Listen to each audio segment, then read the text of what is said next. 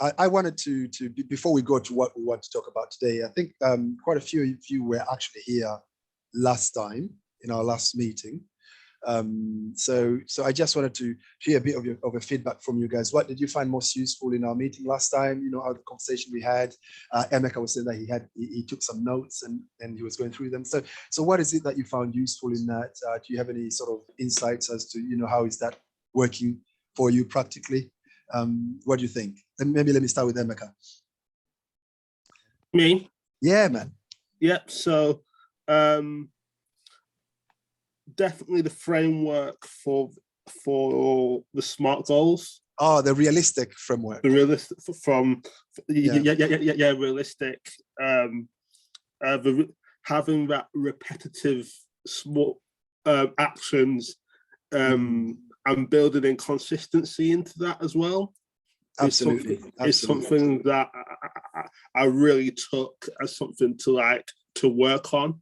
And yeah. No, it's true because I think that's what we tend to lack, isn't it? Having that consistency, keep repeating the same things. You know, so many times people say, "Oh, repetition is boring." You know, no, repetition is not boring. What's boring, however, is repeating something that is not fulfilling. If you find yourself repeating something that is not fulfilling, then yes, it will be boring because you're kind of like, I'm not getting the results I want, and it becomes boring. So the key to that is that you're repeating, but it has to be exciting. That's why, if you remember in that realistic framework, the first one was repetition. The second one was excitement, wasn't it? Because you need that excitement. I mean, you have people like what's his name? This investment guru, Warren Buffett. I mean, he's been doing investing for over 60 years. I mean, since he was literally a teenager. I mean, that's repetition right there. He's mastered his skill. He's good at what he does because he's been doing the same thing for 60 years. Does he find it boring? Absolutely not. Why? Because he's winning every day. You know what I mean? I mean, look at football. You might say, I mean, they're doing exactly the same thing. They're kicking this sack of a bag of air, day in, day out, but are they finding it boring? No, they're repeating the same things, but they're finding fulfillment out of what they're doing. But a lot of people, when you hear someone saying, repetition is boring, you know that fulfillment is lacking there, excitement is lacking there. And once someone is excited, when you're excited, you're buzzing to go again. When you're excited, you want to do it again. So repetition doesn't become boring. So all these things go hand in hand. So that framework is quite handy.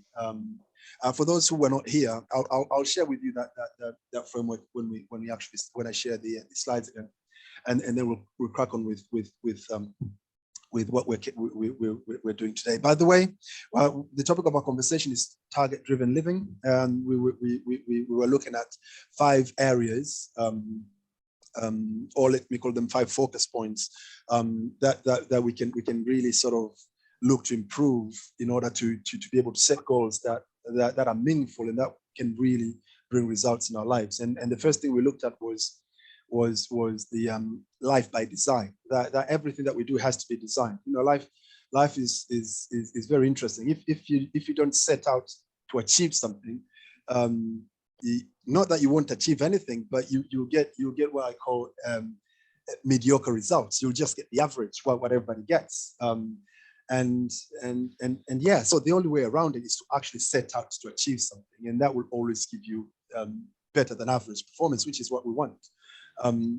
So life by design was the first thing we talked about. The second thing we talked about, we looked at the comparison between BHAG, the big, hairy, audacious goals, and the realistic goals.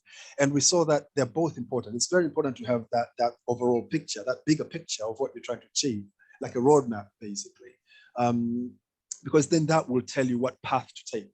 Okay, so your small goals, your daily goals, your realistic goals are being set after you've got your bigger picture. You know exactly where you want to go. I want to go to Oxford, so I know I have to take A329, to Pangbourne, and then this, that, and the other, or I have to take a different route, because there are several routes to get to Oxford. I might say, yeah, I'm going to take A4 all the way to the M4, and then, you know, take A34 and go to Oxford. I'll still get to Oxford. So it depends on what I'm actually looking for.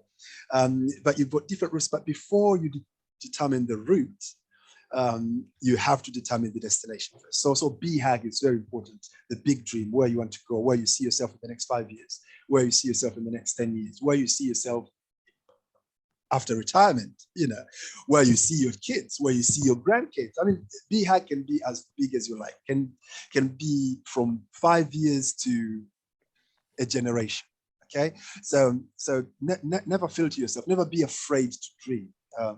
And when you're dreaming like that, you're not really limiting yourself to what you're able to do now. No, because when you're thinking of BHAG, it's all about your dreams. And then the next question would be, what do I need to become to achieve that dream? So you're not setting up your big dream based on what you are now, because if that's your approach, then that dream is not going to be big at all. So that was BHAG. But then we saw the importance of realistic goals, and I shared with you that framework where we have what are they again? Repetitive, exciting, achievable, little, in small chunks, strategic. Strategic, it means it's grounded. It means that it's when you're looking at these small goals, they have to factor in your current circumstances in terms of the balance of your life, your family, who's going to be impacted by the decisions that you're making, what you're trying to do. Because if they're not strategic, if you don't take into account your circumstances, chances are they'll come and bite you in your backside, because you will fail. You know, if you're trying to wake up really early in the morning to exercise, and you haven't factored in that you need to start work at 7 in the morning, chances are either you'll always be late at work, which you'll eventually get fired, or you'll never wake up in the morning to run. You see what I mean? So sometimes being strategic is looking at your life and saying, right, this is what I'm trying to achieve. How is it best to achieve with my circumstances? So that's the strategy. And then the final one is, and then of course the T is being timed or time bound. And the C at the end is, what's the C again? Clear. Clear. It has to be clear. You have to make sure that whatever it is you're setting yourself out to do is very clear. Because if it's not clear, if it's vague in any way, your subconscious will not take it on. You will think in your conscious mind that this is what I'm trying to achieve, but you haven't given a clear enough command for your subconscious to work on. So that's in a nutshell what we did last time, and it's very exciting. I'm quite buzzing this today to kind of push from there. Akbar, you had something you want to say? Go on. You know that, Claire, I'm struggling with, I've written my goals. I've got a piece of paper, I can show it to you. But I've written my goals, right? Yeah. Like at first, I don't know, finishing my lectures, watching my lectures, and catching up with lectures, then finishing coursework on time. Yeah. And the second goals, finding work placement for next year, stuff like that, and then goes on. Short-term goals and the long-term goals. Yeah. But in term of being clear, I feel like I don't know how to be clear. So if you can give example on that clear part. So yeah, I'll give you an example. You said your goal was to finish your my lectures that I didn't watch. Okay. To catch up with my lectures. Basically. Absolutely. Oh, right. Okay. You know how many lectures you need to catch up with, don't you? Yes. Do you have a rough idea you want to have to go through them by what time you have to do that? No, but what I was thinking go through each module, like each day go through each module and watch the lectures. Okay. One day for one module, watch the lecture and read the reading list. That's what I was thinking. Okay. Now I'll just give you a general, using that same example, just give you a general how to clarify that goal. Okay. Say you've got 10 lectures. I'm just saying. You've got 10 lectures you need to or let me say 5. You've got 5 lectures you need to complete by the end of this month, for instance. Or let me go back to 10. So you've got 10 lectures you need to complete by the end of this month. Okay. Yeah. So what you're saying is, right, I've got 10 lectures. Each one is an hour long or an hour and a half, whatever it is. So if I've got 10 lectures and I've got this month, so I've got 20 days, for instance, I'm leaving the weekends out of it. I've got 20 days, I've got 10 lectures. So on average, if I can do a lecture every other day, I can get to my target. I'm just saying that as an example. Okay. So if a lecture takes an hour and a half, so I'm setting 2 hours. So I'm setting 2 hours every other day. Or you could say I'm setting 1 hour every single day on lectures. So because if I do that, I will cover all the 10 lectures within the 20. And you can, now I'm trying to clarify it that way.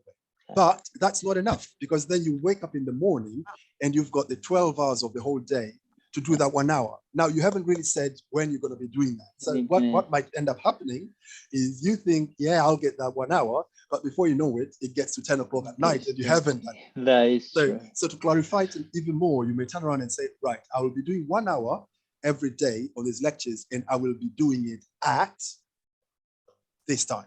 And again, remember the strategic part of it. Now you know your day. You know what other responsibilities you have. If you've also got work, if you've also got other responsibilities, So you can turn around and look at your life as it is, and you can say, I can realistically have this 1 hour here. And you actually set it there and say, like, right, every day at 5 p.m., 5 to 6 p.m., I'm going to be having this 1 hour to look at the lectures. That's the meaning of having a clear goal. So it's a goal to do the lectures, but it's not just left like that.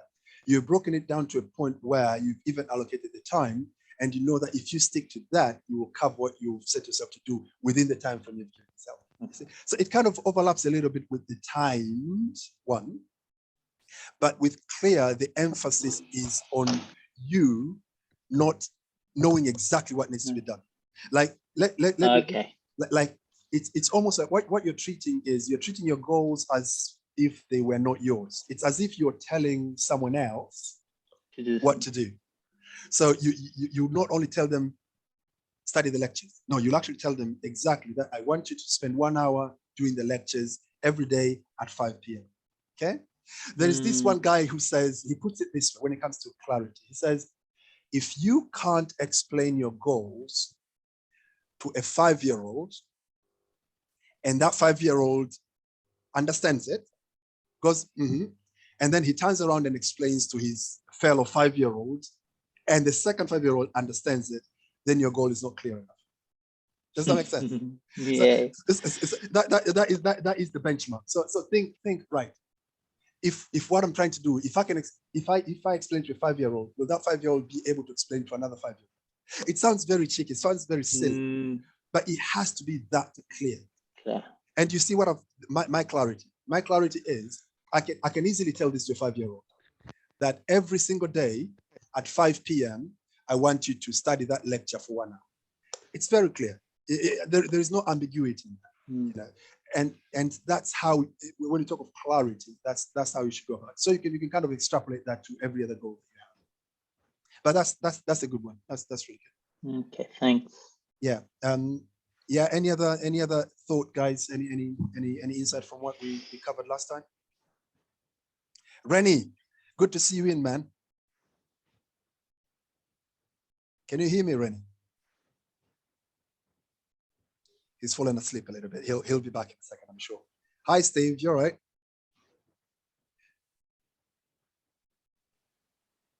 Great to see you made it finally. I can't hear you, Steve. Can you hear us? Oh, there you are. Oh, hello, 1, 2, check. Yeah. We can hear you. Well, but I can't hear you for some reason. Oh. Yeah. So just want to welcome everyone, and I say, yeah, thank you. Well, I'm here. I'm gonna say, because I can't hear you. Let me try to set my things here. Looks like, yeah. Try I'm that. here with you together. Yes. Good stuff. So yeah, so here we are. Now let's see what we'll be covering today. Because I said it's like a five focus points that I want us to focus on. And last time we did the 2. So let's see where we are at. Allow me to share my screen, guys.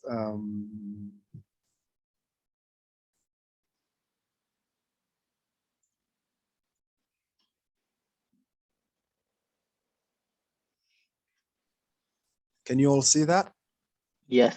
Yeah. Okay. Okay. Now let's see where we are at. We did the introductory bits. We did the statistics. We did the life by design, which we talked about today as well a little bit.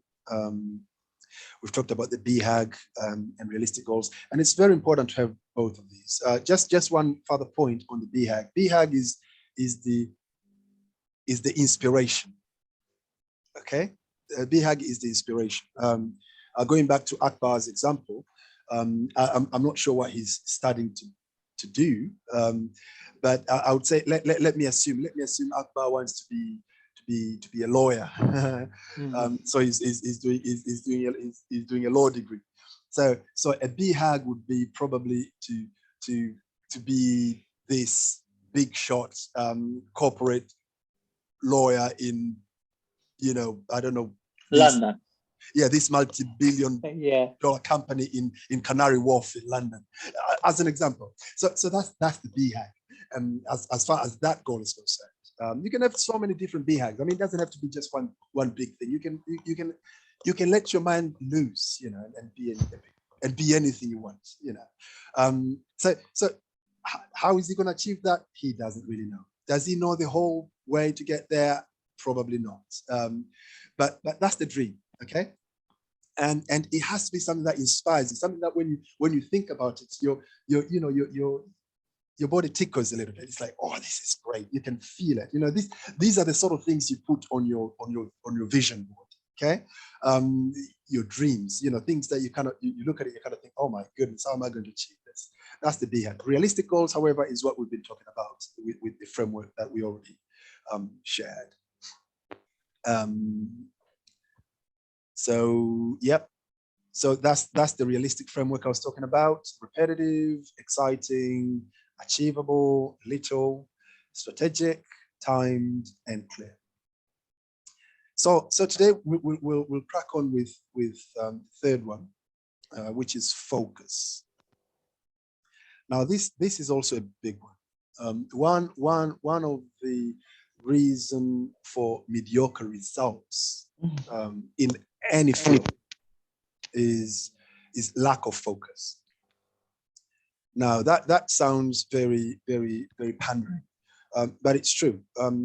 You think about it. Most of the time, what tends to happen is we set out to do something, and then we get distracted along the way. And the thing about the distractions I'm talking about here, I'm not necessarily talking about. I'm not necessarily talking about being distracted with bad things, but it's just that with things that don't necessarily lead us to the dream that we have, or lead us to the destination that we're trying to get to. So we end up being pulled apart and almost like spend some of our energy doing things that really are not going to bring us results. I was having this conversation with Emeka at the very beginning, before most of you came in, when he was talking about his book,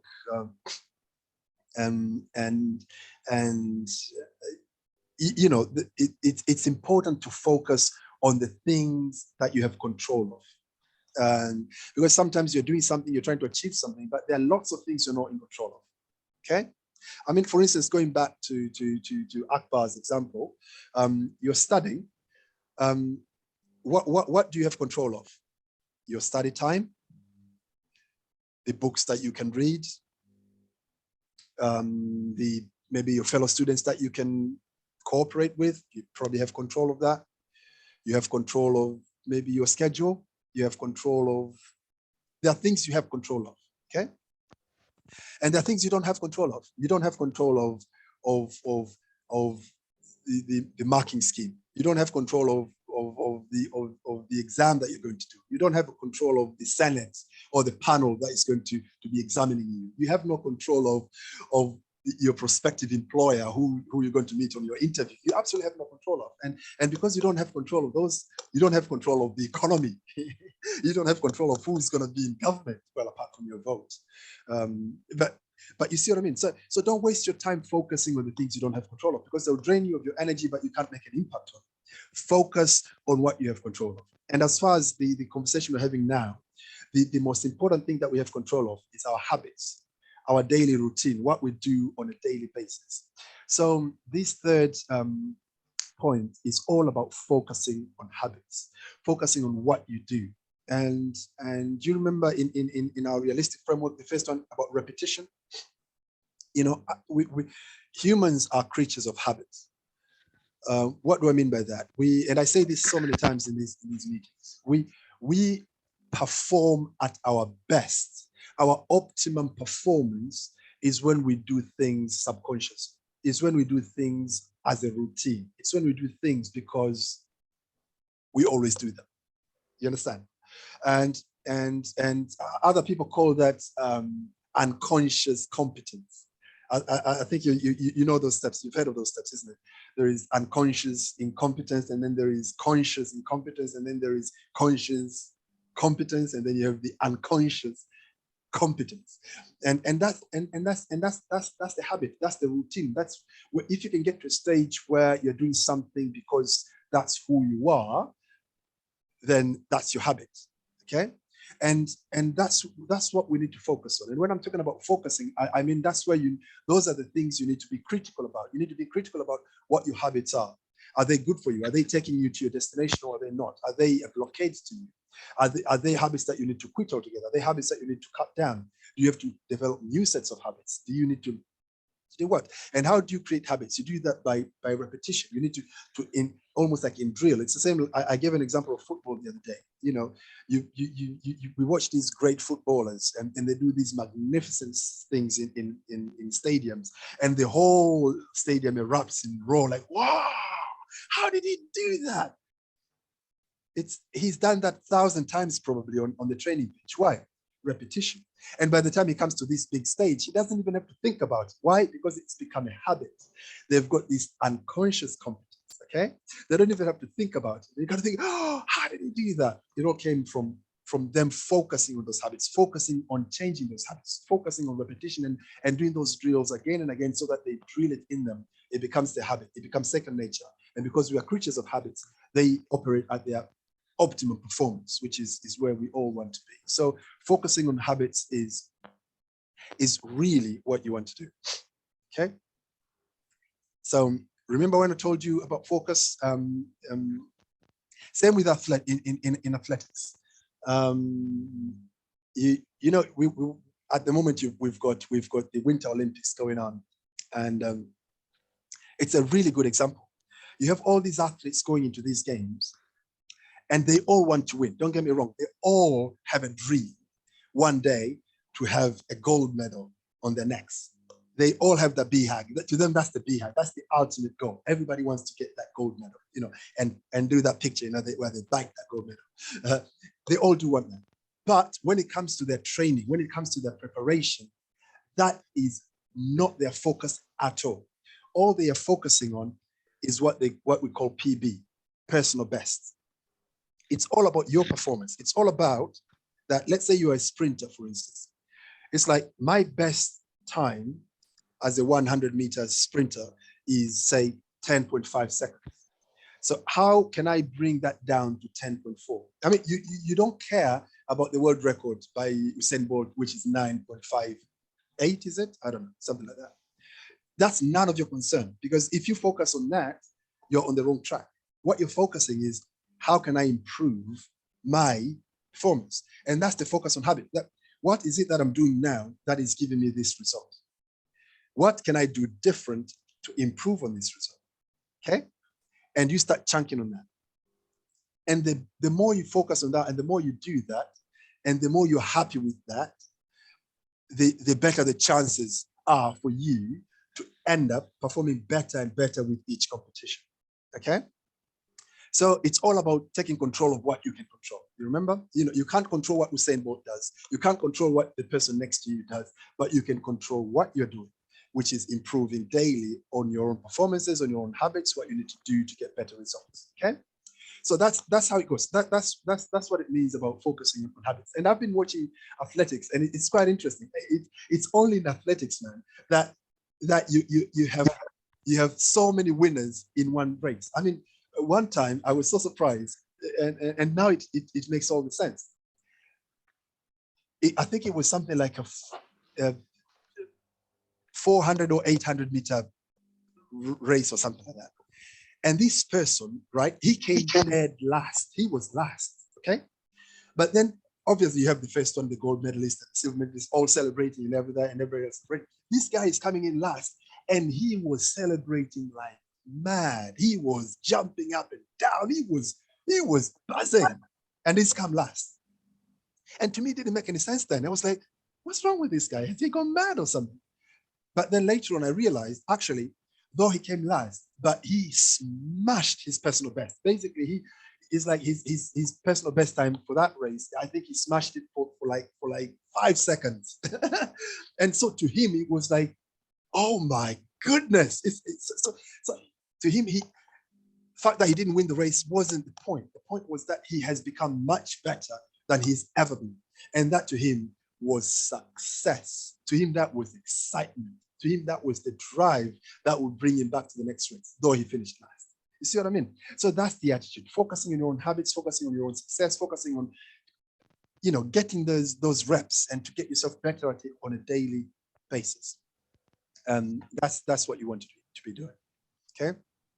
So use realistic framework to develop and master daily success habits. Okay. So you will always keep going back to the realistic framework. Is it repetitive? Okay, now that you're trying to create a certain new habit, say you've realized that maybe going back to the example of Akbar. Sorry, I'll keep coming back to your example. For maybe my schedule is really tight during the day. So for me to be able to get that 1 hour to do my studies, maybe I need to wake up an hour early. So instead of waking up at 7, I need to be waking up at 6. So I have 1 full hour when my mind is fresh. I can go through my lectures for 1 hour, and then I've got the rest of the day to do my stuff. That's the new habit. You've never woken up at 6 before. You always wake up at 7.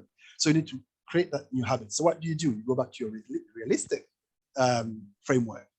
It needs to be repetitive. So you need to set yourself up, set your alarm at 6 so that every time at 6, it's waking you up. It has to be exciting. You have to find ways to make sure that when you manage to wake up and you achieve something, it's exciting. So you're setting it up in such a way that you will achieve something. Okay.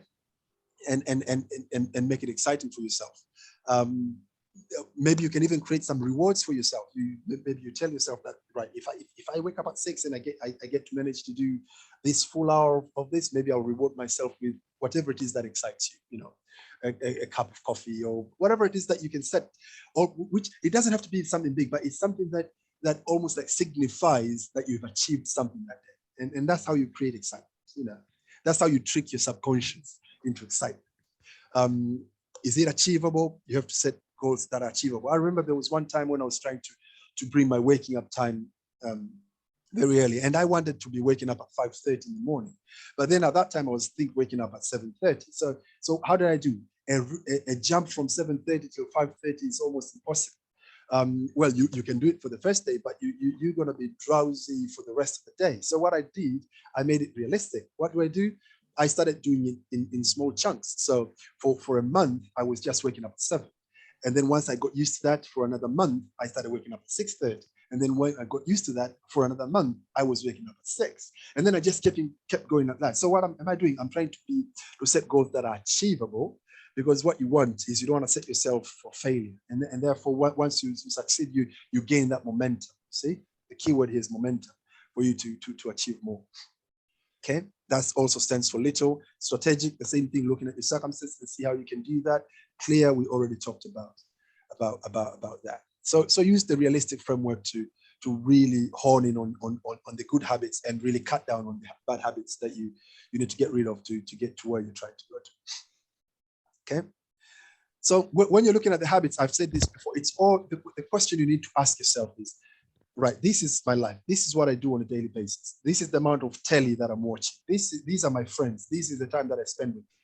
This is the amount of time I'm spending, reading books. This is the amount of time I spend with my mentors. This is the amount of time I spend at work. Is this getting me closer to my BHAG, to my dream? That's the question you ask yourself. If for some reason you realize it's not, then you've got some habits to work on. Either you have to cut them down, get rid of them altogether, or develop new habits. And the best way to change a habit is by replacing it with a new one. I mean, people who have tried quit smoking, they understand this very well. You know, if you're trying to quit smoking empirically without feeling that void, it's very difficult. You have to find a different thing to do that will take away that, not necessarily that biological urge, but that habitual urge, if you like. You know, because you are so used that at this time, this is what I do at this time. The only way to change those things is by replacing them with more meaningful things instead. Because when you do that, you're taking off that void. If you just leave a void, I'm telling you, that devil will come right back in 7 times greater. So always fill that void with what you want to do, and that's the best way to turn things around. Okay. John Maxwell, one of my great mentors, he says the secret of your success is found in your daily routine. Trust me. If you want to be successful, it's not about how big your dream is. It's about what you're doing on a daily basis. Now, you need that big dream to inform you of what you need to do on a daily basis, but it is what you do that will get you where you're going, if that makes sense. Okay? Okay, again, you need to have a BHAG for inspiration, but that's not where your focus should be. Your focus needs to be on what you're doing on a daily basis. And again, you remember at the beginning I said when you're setting your BHAG, don't worry too much about whether it's achievable or not. Okay, the question of whether it's realistic or achievable or strategic or any of that stuff, that is not a BHAG stuff. That is a short-term goal stuff. Okay, when you're talking of BHAG, you're just looking for where you want to be, your dream, regardless of whether you feel whether you can get there or not. I have this quote that says, life has ways to create shortcuts to success, only if you stay the course. You know, there are always shortcuts. You know, some people call them opportunities, some people call them luck, you know, but I just call them shortcuts. And I love this analogy, and I think I've given it in this platform a few times, of IKEA. I love the IKEA shop so much. And at first, I never really understood the layout of the shop, because you go around and you just seem to be going around and it's so boring. But after a few visits to IKEA, I came to fall in love with these shortcuts, you know, where every so often, if you look at their maps, they will tell you shortcuts. Like if you want to go to section 22 and you're in section 11, for instance, you might find a shortcut on section 13 where you cut straight to 22, so you don't have to go, you know, consecutively all the way to 22. And I learned my way. So every time I go to IKEA now, I look for those shortcuts. Like, all right, I'm trying to get there. So, you know, and it's very exciting. It's very interesting. It's, you know, to me, it's like, hey, you know, I found a shortcut. You know, it's very fulfilling. So life is also like that. There are so many shortcuts at every turn. Opportunities are always there. The only problem is because we are not very clear of where we want to go. And that's why BHAG is really important. Because if I didn't know that I'm trying to go to section 22, that shortcut means absolutely nothing to me. But if I'm in section 11, I'm trying to get 22, and then I go to 12 and I see a shortcut that tells me it will take you to 21. To me, I'm like, brilliant. Because I know I'm going to 22, but if I didn't, chances are I'll just keep going around aimlessly, if you like. So life has this crazy way of doing that. And to some people, the shortcut can be anything, man. You know, have you guys heard of Malala? This young girl from Afghanistan, who was she was an activist. She was really young. I think she was an activist who wanted to go to school, and then the Taliban shot her in the head, but she survived. You remember her story, right? Yeah. And to her shortcut was actually a bullet in the head. How I mean, you might look at it and think like, oh, this is so tragic, and it is tragic. I'm not saying it's not, but that was her shortcut, because of that, she became an international sensation overnight. All of a sudden, everybody across the world knew her. Her message, which was at the beginning was very local, maybe just in her family, she just made a stand. I just want to go to school in the family. Nobody knew her, but because someone tried to shoot her and she survived, all of a sudden she's being invited to conferences, to United Nations, everywhere across the world, and her message could reach everybody and it could have an impact across the world as far as girls, young girls' rights are concerned. So to her, that was a shortcut. You understand? So a shortcut can be anything, you know what I mean? And that's not what you're focusing on. As long as you stay the course, these shortcuts are always there. And you know, the reticular activating system in our brains work to our advantage here. You know, once you're focused on your goal, you start seeing these opportunities, these shortcuts. Why? Because all of a sudden they are relevant to you. You know, you remember that example of owning a certain brand of a car. As soon as you have it, all of a sudden every other car on the road is the same brand. Why? It's not that all of a sudden they turned up on the road. They were always there, but because you had no interest in them, they meant nothing to you. You were not noticing them. But now, because you have the same brand, all of a sudden they're everywhere. Okay, so it's the same with this. Once you're focused on your goal, you start seeing all these opportunities because they are meaningful to you. So these shortcuts will always come. Okay. So, like I said, it could be connections, it could be marriage. People marry into their destinies. You know, tragedies like Malala's example, for instance. You know, so stay the course, and shortcuts will come. Okay. So before I go on to the fourth one, I want to pause there and let's have a little chat, and let me hear what you guys think about focusing on habits, your own personal experience, what you've been doing, and yeah, let's hear from you guys. What do you think?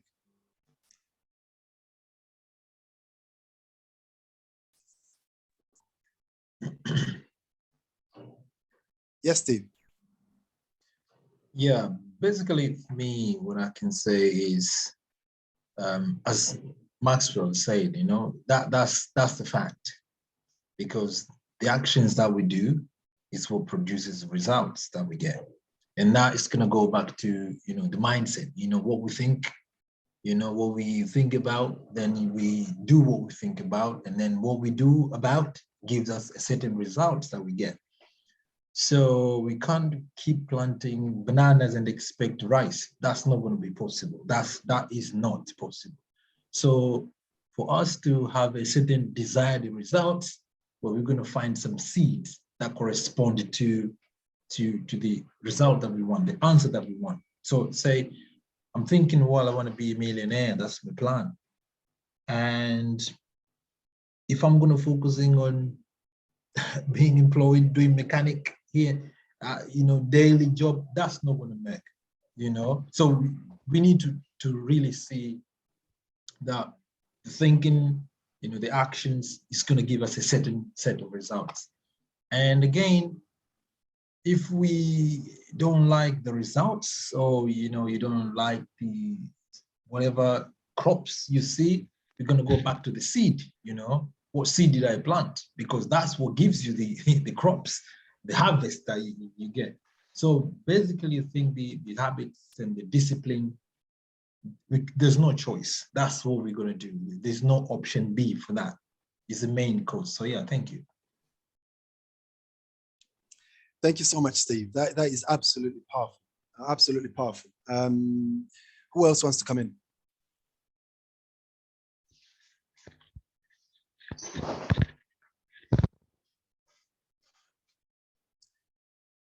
You guys are really quiet today. Nobody wants to say anything today.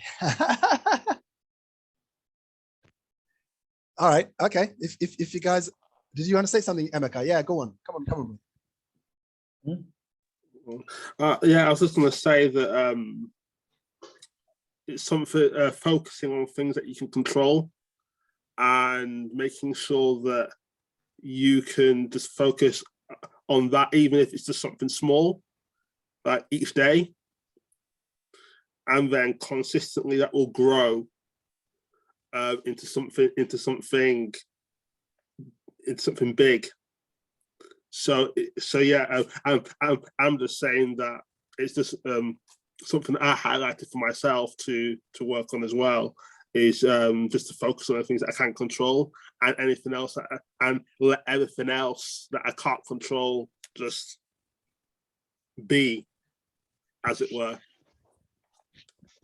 Absolutely. I love the Serenity Prayer. You know the Serenity Prayer, right? It says, yeah.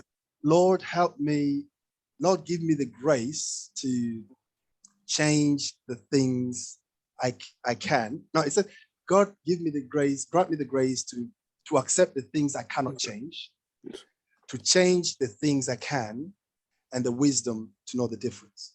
And I think that's the key. I mean, if you can learn to let things be, if you can learn to say, like, right, I absolutely have no control of this, and it might be something that you have no control of at that moment. It might be something you may have a control of down the line, but at that moment you really don't have control of.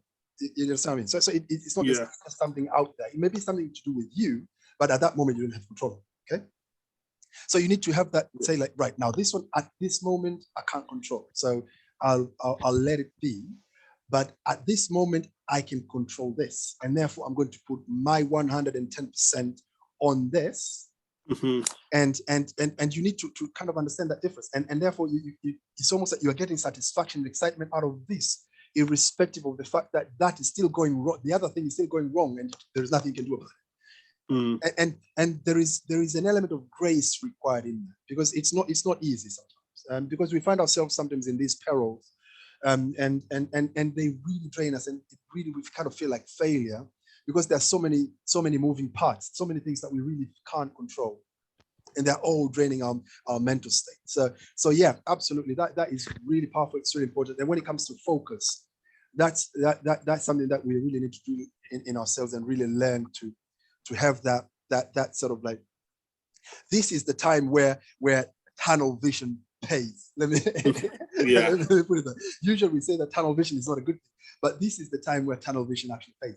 And the reason in this case it does pay is because you're narrow-minded on the fact, but you started on a bigger picture. I mean, it's like, let me give you an example. If you're driving at night, right? Let me go back to my example. I'm trying to go to Oxford at night. I've already established that I'm going to Oxford. That's as big as it gets. That's the destination. That's where I start. That's my starting point. Yeah. I've already established the route that I'm going to be taking, the A4, M4, A34 to get to Oxford. I've established that, so I've got the route. So I've got my strategy, my realistic framework in place. I know what I need to do. I know the roads I need to take. But once I start driving, my focus is as narrow-minded as possible. All I'm focusing on when I'm driving is a piece of land, a piece of road, 90 meters ahead of me, 90 yards ahead of me. That's all I'm looking at. In fact, even my lights allow me to see only that far ahead. That's all I'm seeing. That's all what I'm focusing on. I am as narrow-minded as possible. I don't really care what's happening in junction 13, 10 miles away. All I'm caring is what's ahead of me in the next 90 miles. But because I know that I'm in the right road, I'm already on A4. I know this eventually will take me to M4. So I'm just focusing on the next piece of road, okay? So it's the same with this, what I'm talking about here, that you have your bigger picture. You already know where you're going. You've already decided on the route you're taking. You've got your plan in place. You've got your goals in place. You've got your realistic framework working for you. When it comes to habit, that's when you're really you're honing in on what you're doing on a daily basis, what you're doing today. What is it that I'm doing now? What is it that I can do now? What is it that I can do better now? Okay, so that's how it works. And once you get to that, you know, everything else, just sets itself. The shortcuts come along. Everything you just sit there and enjoy the way the universe unfolds in front of you. But it's not doing that out of nothing. It's doing that because basically you've done your bit. You've actually gotten yourself in a position to see those opportunities. You've got yourself in a position to make the most of those opportunities. Okay. So yeah, absolutely. That is absolutely powerful. Is there anybody else who wants to say something, or shall we crack on into the next one? Crack on. Let's go. Yeah. Let's go. Let me share my screen again, and then we'll see where this lands us. Right. Can you all see that? Take yourself seriously is my next point. Now, I can tell you this right now. The difference between average and spectacular, or the difference between ordinary and mastery, Okay, difference between mediocre and excellent is this point right here. Okay, what does this point mean? We find ourselves, for some reason, we as humans generally, usually, we tend to take other things more seriously than our own things. Or let me not use things. Let me say we take other people more seriously than we take ourselves. What do I mean by that? I'm more likely to get to work on time every day the whole of my career. It's doable. A lot of people are doing it. You know, from the first day they start work to the day they retire, they're never late. Or if they are, they beat themselves up so bad. Like, whoa, why did I become like, oh, like, oh, that traffic, you know, oh. They bang on time. You know, if they make an appointment with someone else, something they need to do, bang on. They're always on time on their appointments. They always do what they need to do. As long as it involves someone else's job, someone else's thing, whatever it is, it's extremely serious. But when it comes to their personal development, their own working on themselves, their own appointments, let me put it that way, the things they promise themselves, there is a bit of a lazy affair, okay? You say that I need to be waking up at 6 in the morning every day. And you wake up on Monday at 6, you wake up at 6:30 on Tuesday, on Wednesday, you don't wake up at all. And then the following week you say, I need to get back to that. You start waking up at 6 in the morning. You never do that at work. But when it comes to your own things, your own determination, your own deliberations, they always fall apart. I'll give another example. You're saying, right, I want to make sure that this year I'm really going to make sure that I improve myself in, say, I want to, I don't know, whatever it is. Let me use an example, maybe in terms of health and fitness. You know, say I want to cut down on my weight, and therefore, what do I need to do? I need to exercise for 30 minutes every day. And you've done your realistic there, you've broken it down, it's very clear, you know exactly what you need to do on a daily basis. 30 minutes of running, maybe say at 6 o'clock in the evening, because I finish work at 5, at 6 I'm at home. So at 6 o'clock in the evening every day, I need to start running, or I need to go to the gym at that time. So you've got everything in place. The question is, can you see that through? How well and how strict and how disciplined are you to see through what you said you're going to do? That's what it means about taking yourself seriously.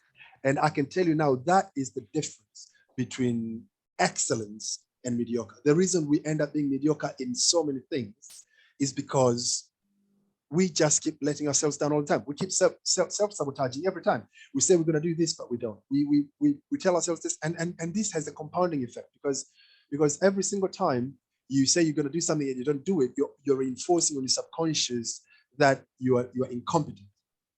You may not say that consciously you still say, no, I'm very competent, but you're telling your subconscious mind that your word means nothing. You know, when you say something, it doesn't really mean it. So next time you say, you're starting on a disadvantage, because basically, when you said it before, you didn't do it. So it becomes this rolling ball, you know, of doom. So taking yourself seriously is very important, guys. You know, we need to really do what we said we're going to do.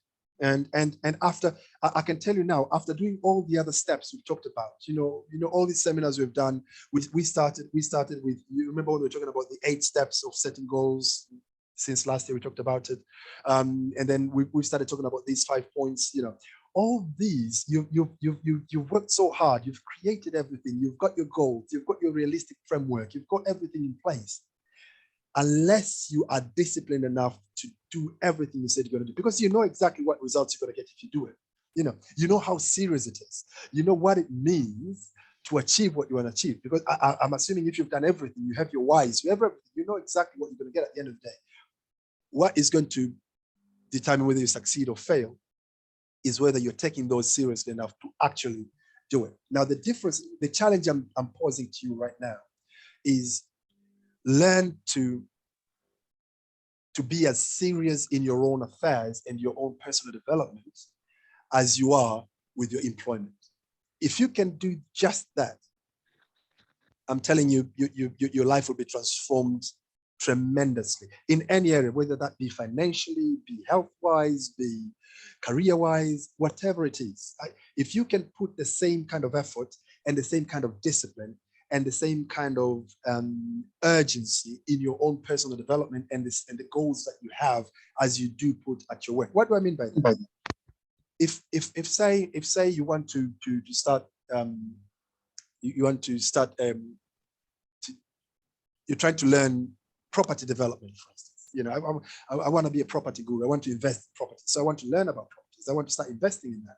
And you set yourself maybe 2 hours each day or 5 hours a week of learning about property, networking, you know, studying, going out to look at properties, going into agencies and start learning as much, whatever it is, volunteering, offering your services to people that are already in that service, you know, joint venture, whatever it is. You said, I set 5 hours of my time every week to do that. And you've broken that down using the realistic framework. And you know that every single day, I've got 1 hour, maybe between 5 and 6 in the evening after I finish my day job to do that. What's going to make a difference is to make sure that the same way you're never late for your work at 9 in the morning, you should never be late at 5 in the evening to do what you set out to do, and always be on time and do what has got to be done as you've set yourself to do. If you can have that discipline, I am telling you, things will be transforming around you like crazy, because that's where the secret is. Getting the disciplines, getting things done because you've set yourself to do the things the right way, and you've got the determination and the resilience to do it as per the plan. So taking yourself seriously, I cannot overemphasize on that. It's all about follow through.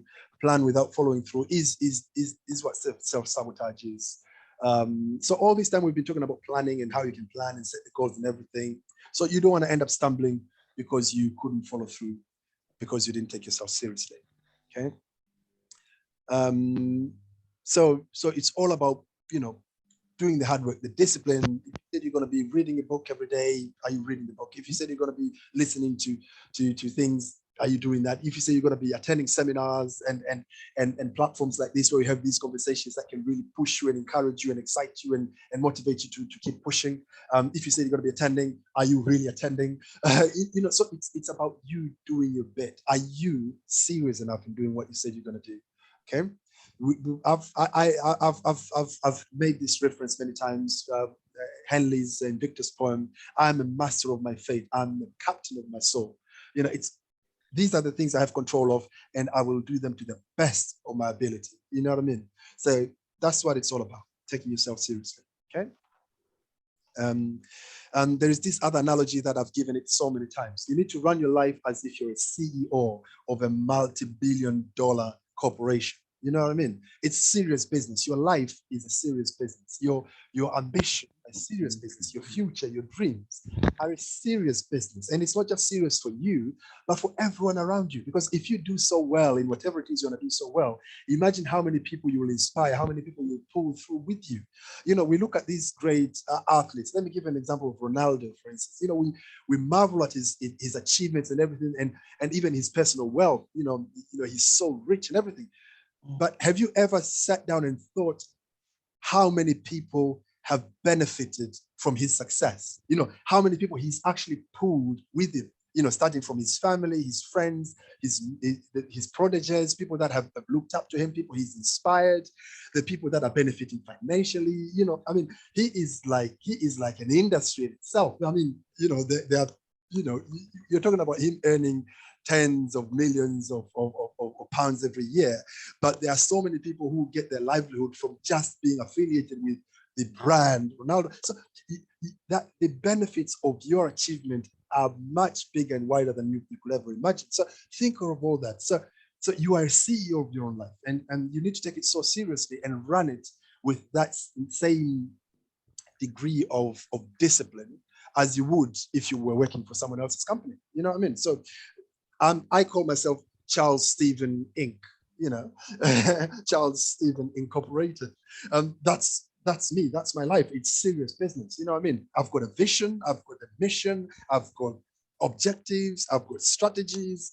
I've got the whole shebang, like any other industry, any other organization would have.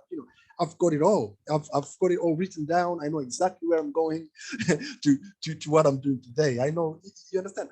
And you need to take it seriously. You allocate the time. If you're getting something wrong, you come back, you analyze yourself. What is it that I'm doing wrong? How am I going to improve? Going back on the power of focusing on habits. What habits do I need to change? You need to take yourself seriously, man. I can't emphasize any more than that on that. Okay.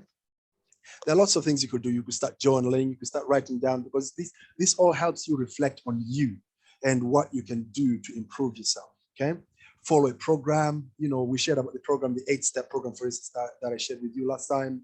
There are so many ways you can really take yourself more seriously and really try and harness the power within, if you like, because there is a giant within you. There is a giant within me. There is a giant in every one of us.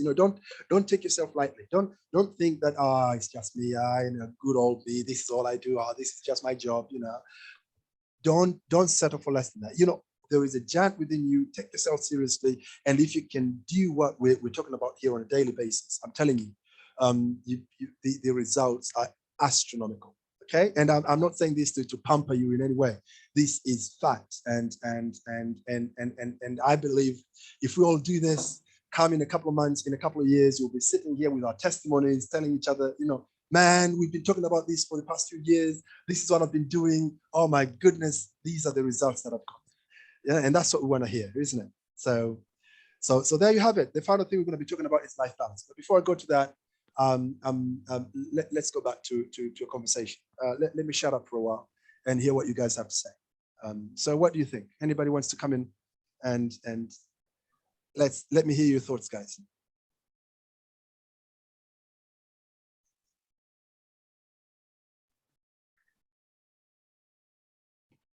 Go on, Steve. Yeah, possibly if I can cement, or I can, bold, or whatever, the point of taking ourselves seriously. I think that is very, very, very, very important.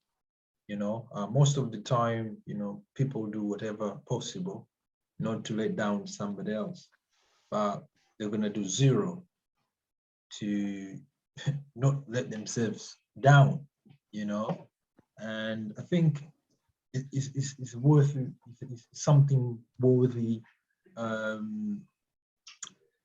looking, actually, that how much seriousness do I put into my things, into my plans, into my whatever it is, because basically, as we say, what we put in, that's what we get out. It's a principle, it's a law, it's a law. So if I'm taking myself loudly, I'm not very serious, of course, you're going to get same results at the end of the day. So to me, is having that picture, as you said, look yourself as a big Amazon thing, in a tiny little space that you have. And I think if you set up yourself a challenge, like I'm setting this goals and I'm going to make my peace, because another thing which is possibly the reason why things happen that way is, at work, there's some repercussions, right? If you're late, this and this happens. If you're not on time, this and this happens. But now for yourself, you don't have anything. So you say, I'm going to go for a run, 6:30. When the alarm goes off, you just put snooze, because you see, there's that sense of nobody's going to question you why you didn't turn up on time or why you didn't go forward. So I think if you're going to set up a discipline, each time I press buzzer, whatever it is, choose somebody, say Mama Boke, you pay her £10 if you don't go for a run. If you say you're going to go and you don't go, you pay. That's going to make you go. If you don't go, you pay £10. If you set that example, say, okay, you have an agreement that you're going to check on me. If I'm not going on the run on this time, £10 deposit. I tell you now, you see, because you see, we don't like that pain thing. You will wake up eventually. I know you're going to struggle a little bit, but you will eventually go. After paying £50, you will go. So I think you can create a system. If you're really serious about that thing that you want to achieve, just create a system of giving yourself a pain, a pain if you don't deliver, because there is a pain if you don't do what you're supposed to do. Obviously, in school, you don't submit the assignment, there's some pain involved in it, So, let me not talk too much, but, that's my take on that. Absolutely, Steve. That is absolutely powerful, guys. Creating a pain mechanism is sometimes the way to go, and having accountability partners or people that will and this is the thing. They have to be people that will not pamper you. They have to be people that will, when you give them that responsibility, they will take that responsibility, and really make it a painful experience for you not to do what you said you'd do. and it does work. As Steve was talking here, I was just reflecting at places of work, everyone answers to someone else. Even a CEO of a company answers to the board of directors, So even he, though he's at the top of the chain, even he, every time he's looking at his performance and he's thinking, oh my goodness, I'm not looking forward to the next board meeting, because with these kind of reports, I'm gonna be battered. You know what I mean? So you need to have to remember. I'm talking about you becoming a CEO of your own company, of your own life. You have to make sure that you are accountable to someone on every situation, and it doesn't have to be the same person on everything, but you need to be able and intelligent enough to create these sort of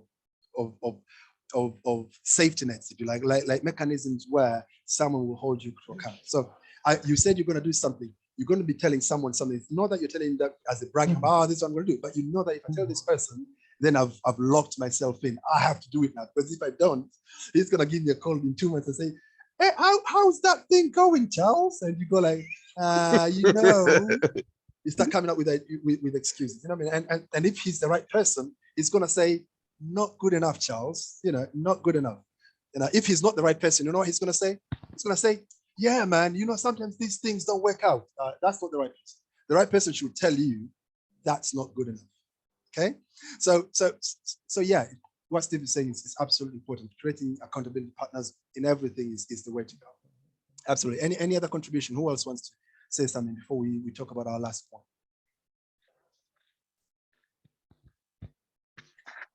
I think, Charles, you have just, I needed to hear what you just said to take myself seriously, because there are things that I planned to do for a long time. I haven't touched them. Every day I say I'm going to do them. And, I keep on being distressed because I see them, I haven't done them, and I say I'm going to do it. So I'm, from now on, I'm just going to behave like I'm in the workplace. Yeah. So thank you so much. Right. Let me tell you something great, right? I'm a personal development coach, and I actually offer this service with a pay. You pay to get the service for me to coach you on a one-to-one, but I'm going to give it to you for free. Okay. Wonderful. After this meeting, right? Now this is down to you. Yeah. After this meeting, if you're up for it, right? Give me a call. If you don't have my number, look for it, find it, get it. Give me a call. Yeah. Let me and you have a chat one-to-one. I'll have a chat with you on what it is that you said. I'm going to be your accountability partner in the summary. You tell me exactly what it is that you want to achieve. I will narrow it down with you based on the realistic framework to see exactly what you need to do starting today. That's the thing. The key thing is, if you have plans and the things you want to do, you have to say, right, that's what I want to do. It's out there, it's far away. What do I need to do today to get myself? Because there has to be that first step, isn't it? So I'm going to be your accountability partner for free.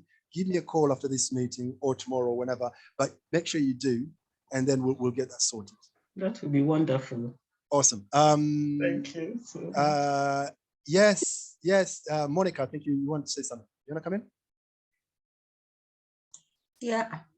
I was also contributing I was feeling myself what I face when I focus on something which I want to do, and maybe it can be also benefit for other people. Like if you don't know what you have, it contributes also not to focus, because it's like a house. You build a house, and without knowing where you have built a house, you have maybe gold. You still go and search gold because of not knowing where you are. You have something which can benefit you or take you from where you are to another place. So it's like a blind person. You walk without knowing where you are going.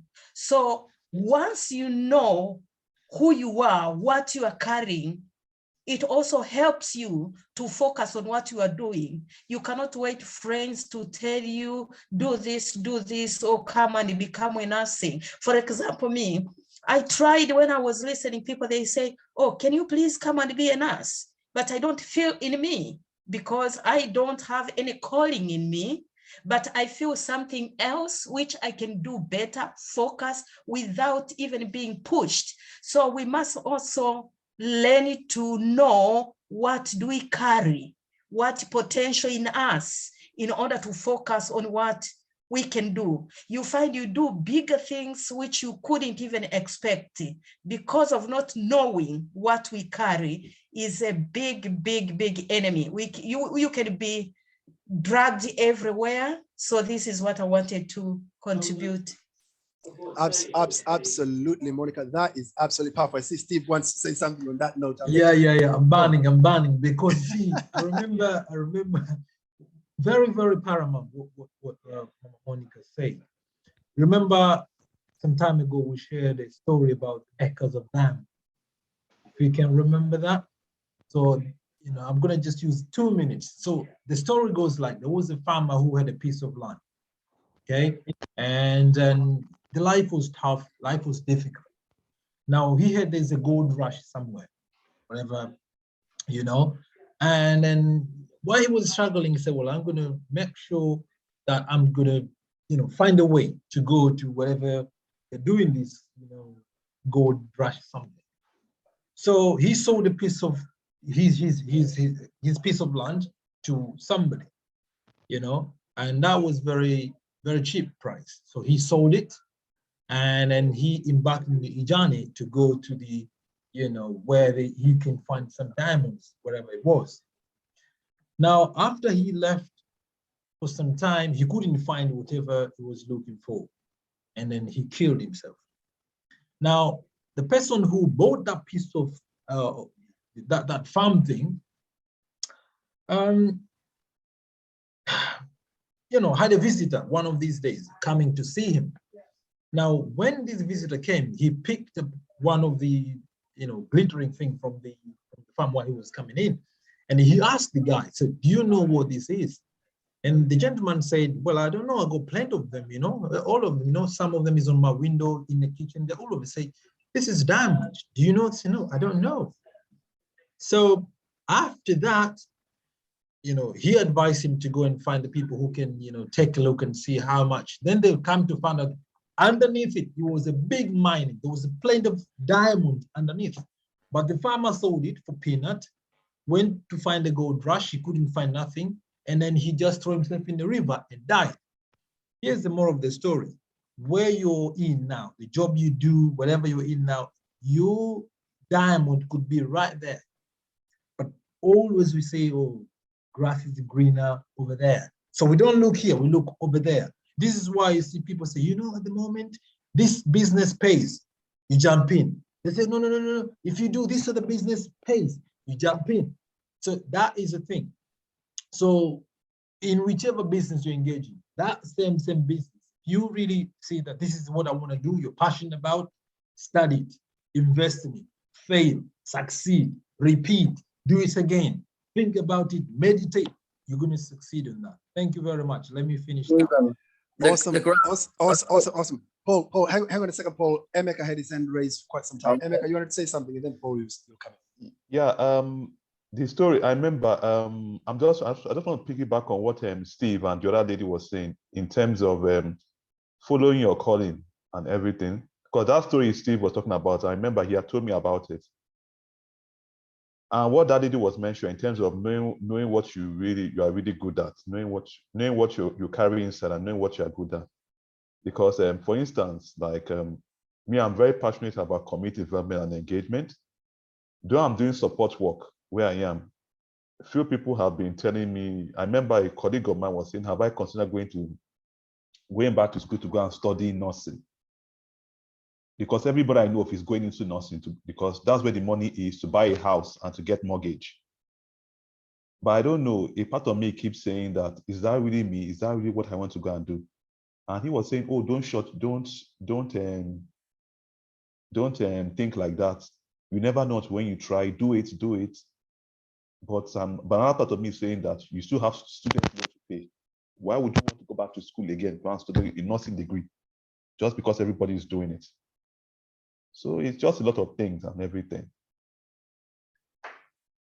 That's absolutely spot on. I mean, it's your choice, guys. You either want to be, if you want to be average, if you want to be a mediocre, then the head policy is the way to go. You know, the head policy is like you know these wildebeests, right? One starts running north, they all run north. You know what I mean? He turns around and goes west.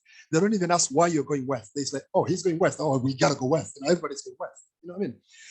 And sometimes because we are survival creatures as humans, we have that survival streak, if you like. Sometimes we feel safer to do what everybody else is doing. But then what does that do to us? It just gives us mediocre results. It just gives us average results. Now, we're not spending our time, we're not spending an hour and a half here to be mediocre. We're spending an hour and a half here because we want to be excellent in whatever it is that we do. And to be excellent, you can't follow the head. You follow the head, you're not going to be excellent.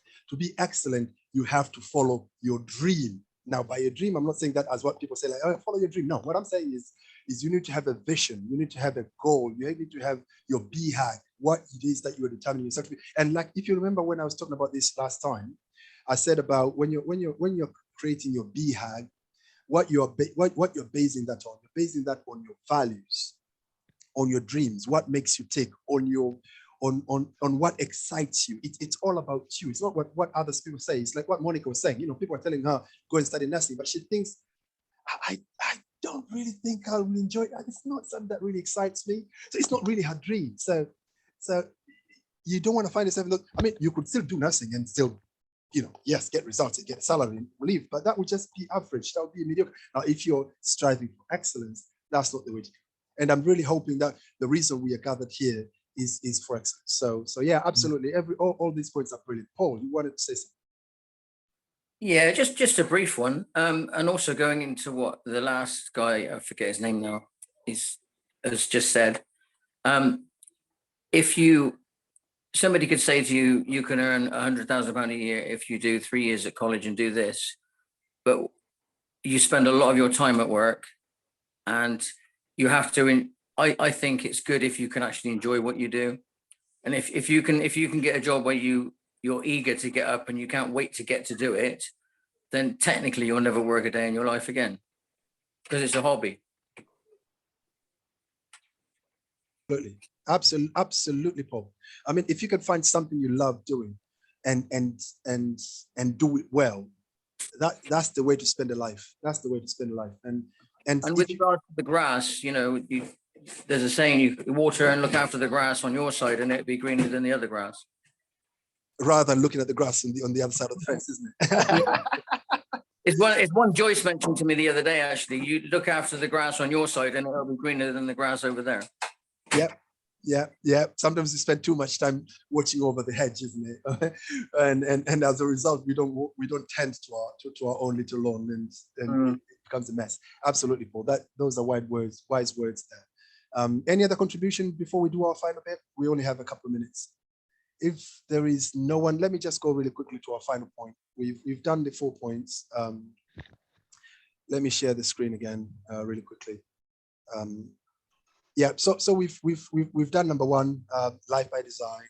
have a goal, in mind, have a plan, have a direction, have a strategy. And we saw that if you're not set out to go anywhere, you'll absolutely go nowhere. You know what I mean? You need to set a direction. This is where you're going. This is my design. This is where I'm trying to go. And therefore, by doing that, you're filtering everything else, and you're only taking the things that will take you in that direction. That's what life by design is all about. With the second point, we talked about BHAG and realistic goals and their places. Having that big dream is very important, but also you need to be able to break it down to small chunks, what you're doing on a daily basis, so that you know where you're going. And we shared the realistic framework. And then the third thing, we talked about the power of focusing on habits, and that at the end of the day, it's your habits that will determine your results.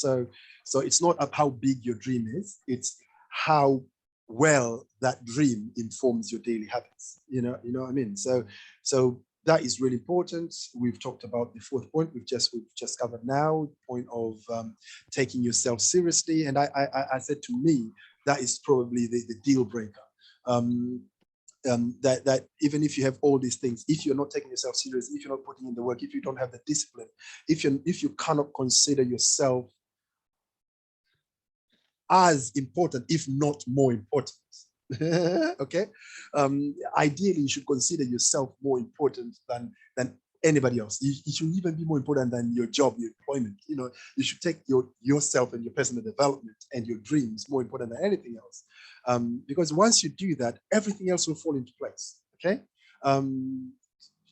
And that's the attitude that we need to have. We are CEOs of our own lives. So that was the fourth point. The final point is life balance. Now I've talked about this in different contexts many times. And when we were talking about the 8 steps of setting goals, the life review and commitment, and you remember all that, and life and assessment, and setting the goals and taking action and what you do in the next 24 hours and all those stuff. It's all about balance. Balance in the sense that you don't want to set out to do something without really considering how that would affect anything else in your life, because we don't live in isolation. We're not financial individuals, or we are not just physical individuals, or we are not just social individuals, or we're not just spiritual individuals. We are all these things combined. Do you understand what I mean? So while I'm being affected by my finances, I'm also being affected by my relationships. I'm also being affected at the same time by my health, and at the same time I'm being affected by my ignorance or my wisdom, knowledge. I'm also being affected by my lifestyle. All these things are pulling me in different directions. Okay. So when I'm talking about life balance, I'm talking about taking into account all these aspects. And I think when we were talking about setting goals, we covered this. We said that you need to make sure that you assess your life all around and you see whether is it balanced, or are you leaning only on one side. We even looked at examples of some of people who have been so successful in one area, but they've been utter failures in others. And as a result, that's not life, because at the end of the day, it's not just the success in material things, it is the fulfillment that brings. Now, if you're going to end up messing up in other areas because you've put so much emphasis in one area of your life, then you end up without fulfillment.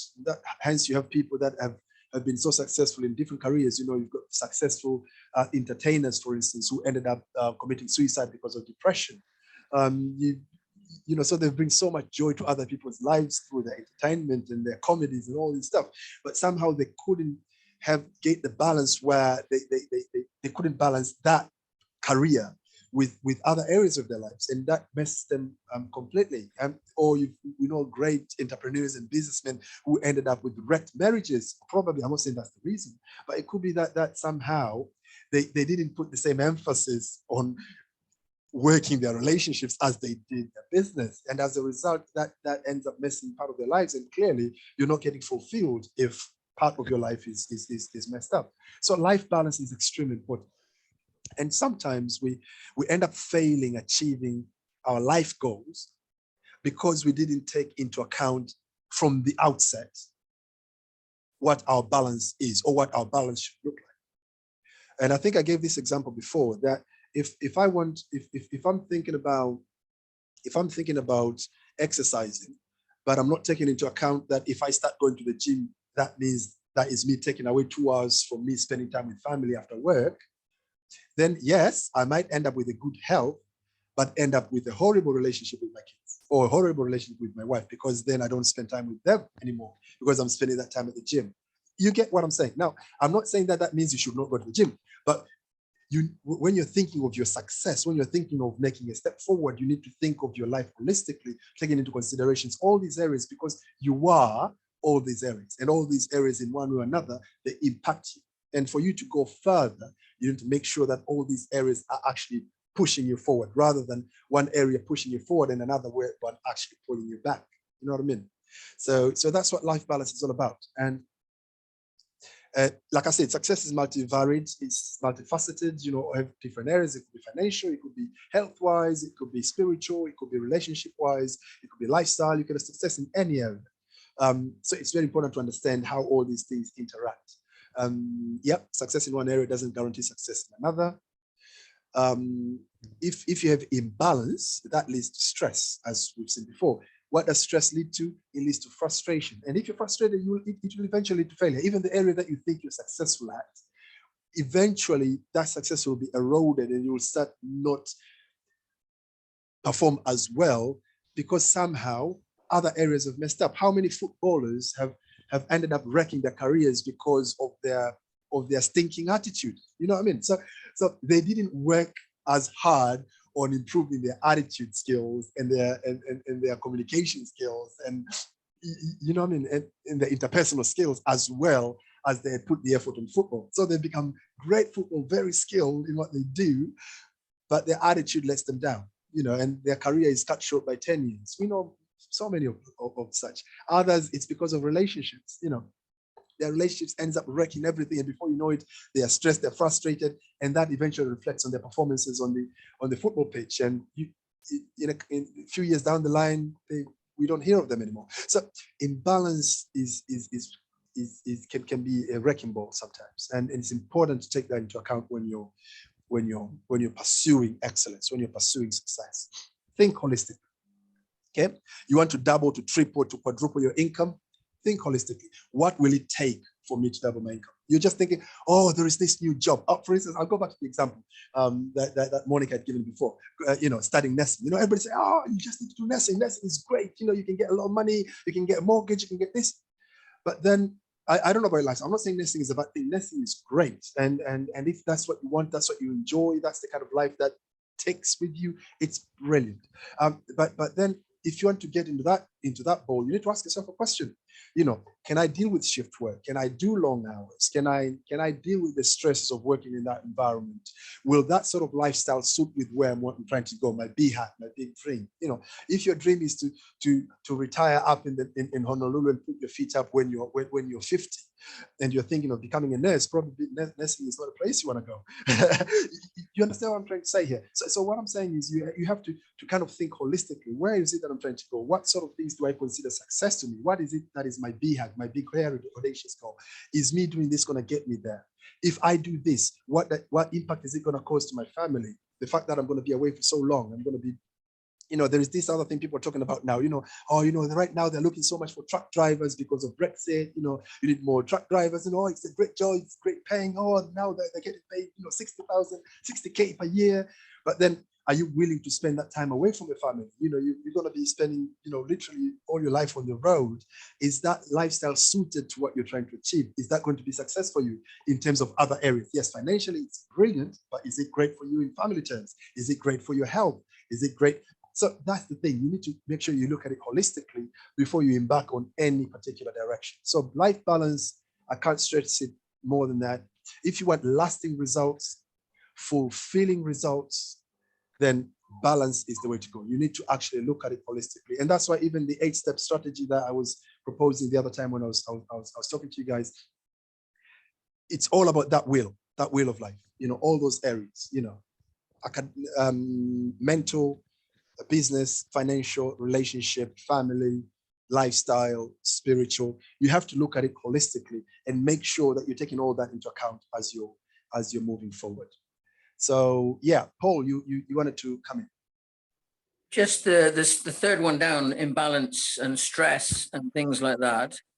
Not only will it lead to failure, but it potentially will lead to bad health. Nothing on this planet, plants, animals, nothing likes to be in a stressed state. They don't do well if they're stressed. Nothing would, including humans. Absolutely, absolutely. And what's the point of achieving something if you don't have the health to enjoy it? So you're absolutely right, Paul. Yeah, it's not good for you. It's not good for your health. What do others think? That's it for me. That's my presentation done. So those are the 5 points. Life by design. Make sure you design your life. You have a direction of where you want to go. The second point was, now I'm forgetting the second point, what it was again. What was the second point? Remind me, guys.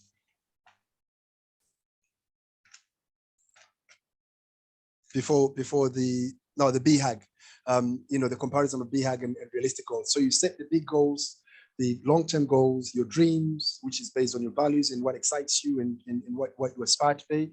And then you go to your realistic goals using the realistic framework. That's the second one. The third one, it's all about your habits. Now you're narrowing down to your daily things. Focus on the habits, what you do on a daily basis, power of repetition, keeping doing the right things and getting rid of the bad things and bad habits. Fourth thing, take yourself seriously. And the fifth thing, life balance. Okay. So I will invite 3 contributions and then we'll call it a day. Let me hear from you guys. Who wants to come in first?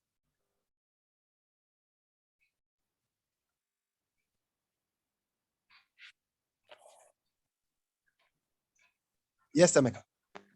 Yeah, I was just reflecting on what you said and just thinking that having that balance, being able to take your time on each of the points to make sure that each aspect is as good as it can be, and it doesn't like. So that's what I was just thinking, just in my mind as I'm reflecting, is that each issue has its own goal. Each issue has its own goals under it as well. So taking the time to figure that out realistically from using the framework and using that to better your life, really. So that's what I've got to say on that. Absolutely, Emeka. And that's why, if you remember when I was sharing with you the 8 steps, when we were doing the after you've done the life assessment, you've seen your will, you've seen where the imbalance is, if you like. I think that was step 4. When you come to the design part, I think, which is step 5, when you're actually now the grand design, when you're trying to set up your goals, what you want to achieve. My recommendation was, you need to, let's say if you're setting your annual goals, your goals for this year. Yes, you may have these sort of like overriding goals, your banner goals, I call them, the things that you're saying that these are the great goals, and it could be 2 or 3.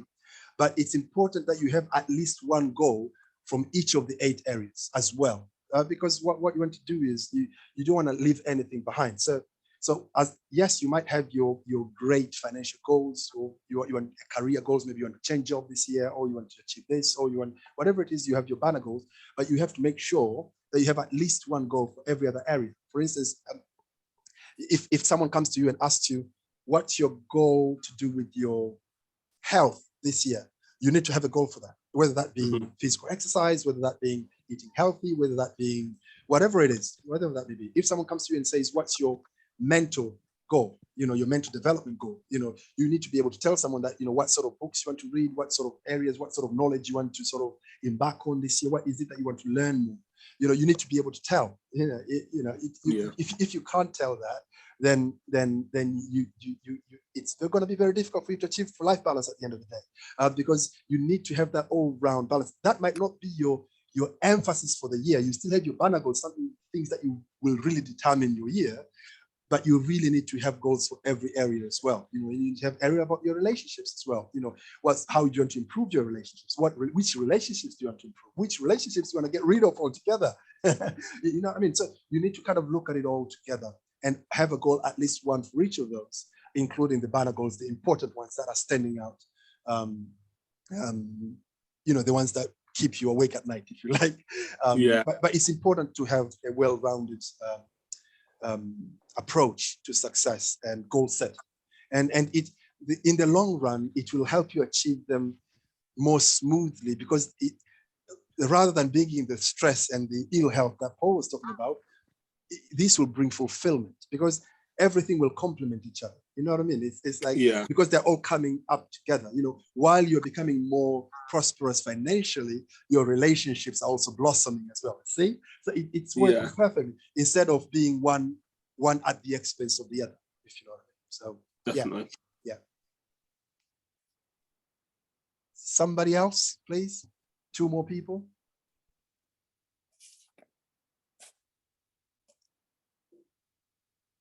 Come on, guys. I'm gonna jump in. I might be talking too much, but well, for me, I think the wheel of life is really a key, you know, and we can use that as a map really to help us balance.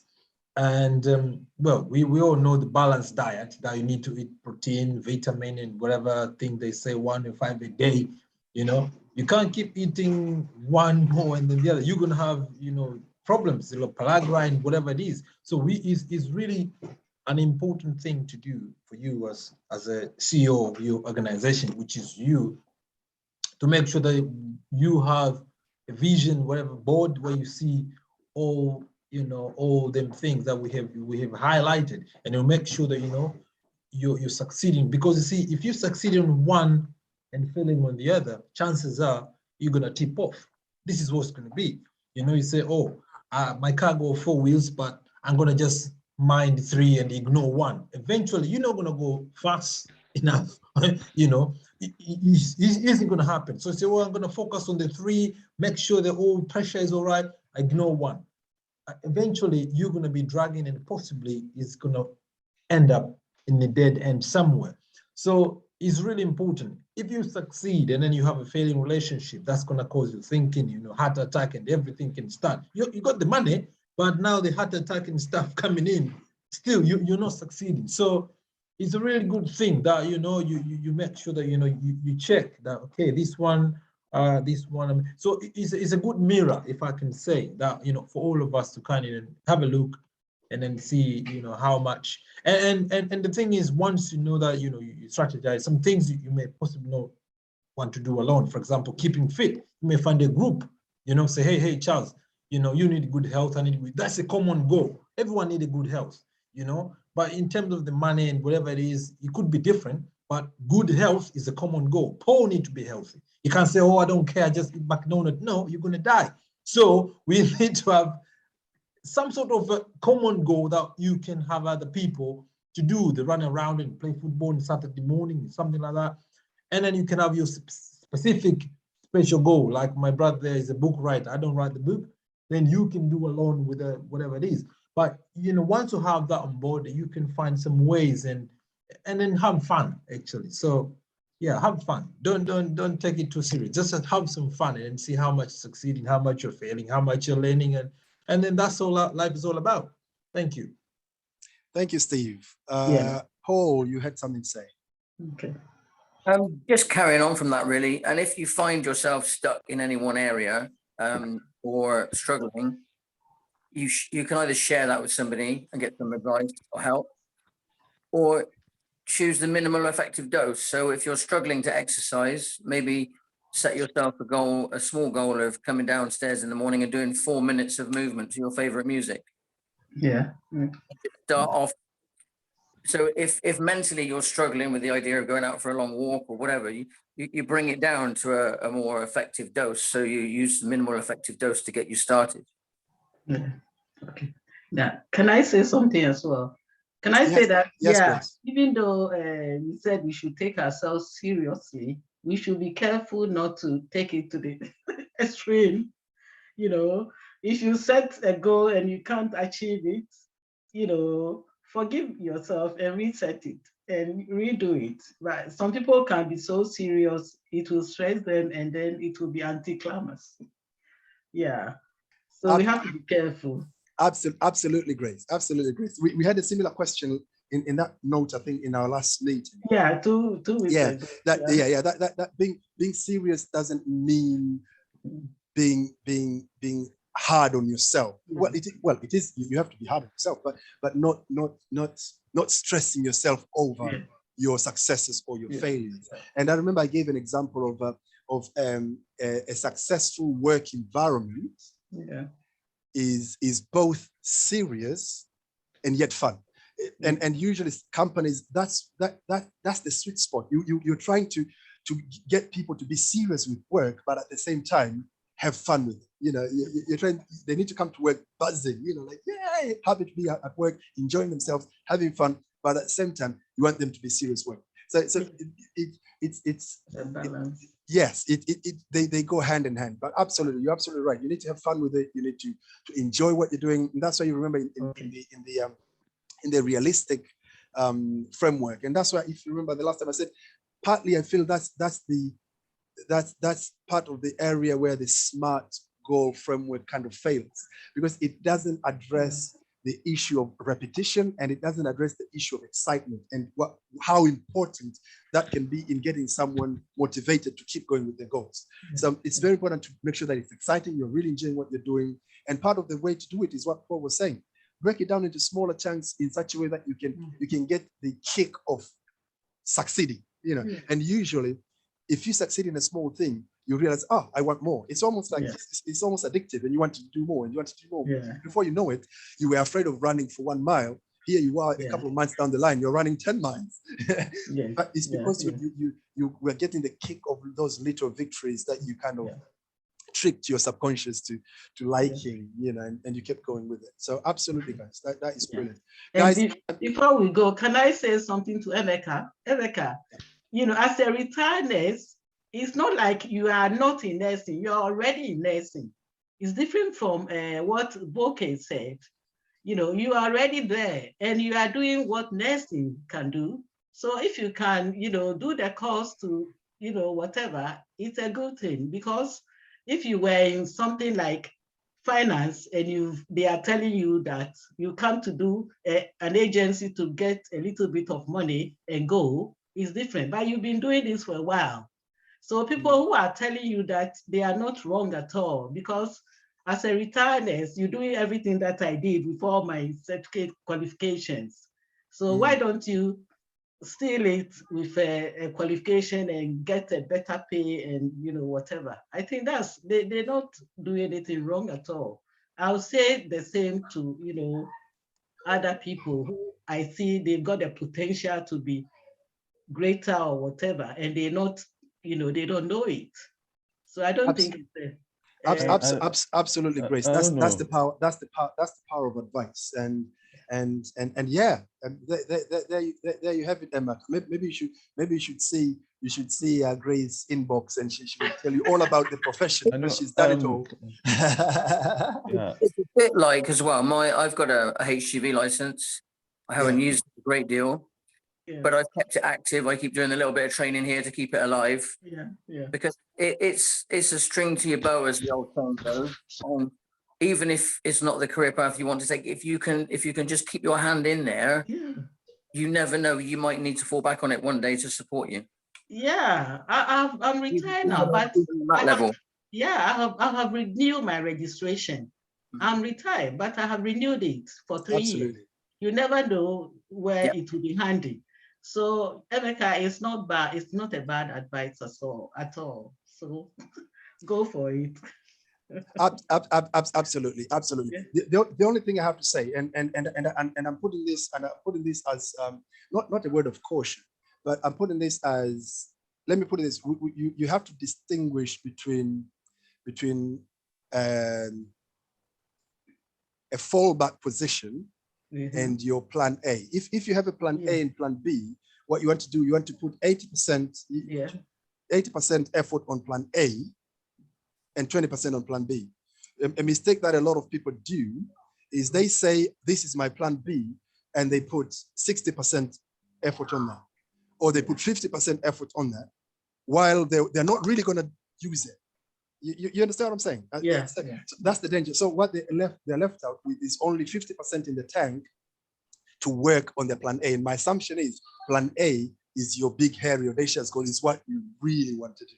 Yeah. And to me, that is a sign of mediocrity, sign of you settling for average. Now, if you want average, that's the way to go. If you want excellence, then the 80-20 rule is the way to go. Yeah. Focus on what you really want to do on plan A, but always have those contingencies. In life, you need contingencies. And what you're saying, Grace, is very spot on. If you have something that can really be something that can, even if it's not necessarily a dream and that can keep you doing that, set that up, set the 20% aside. If it's the LGV license, like Paul is saying, if it's anything else for that matter. But the point of what we're talking about here is you have to put most of your efforts on the path that you really want to take, because that's what's going to give you most fulfillment, and chances are is the path that is going to give you most rewards as well. So and that's and I think on that point we can call it a day, guys.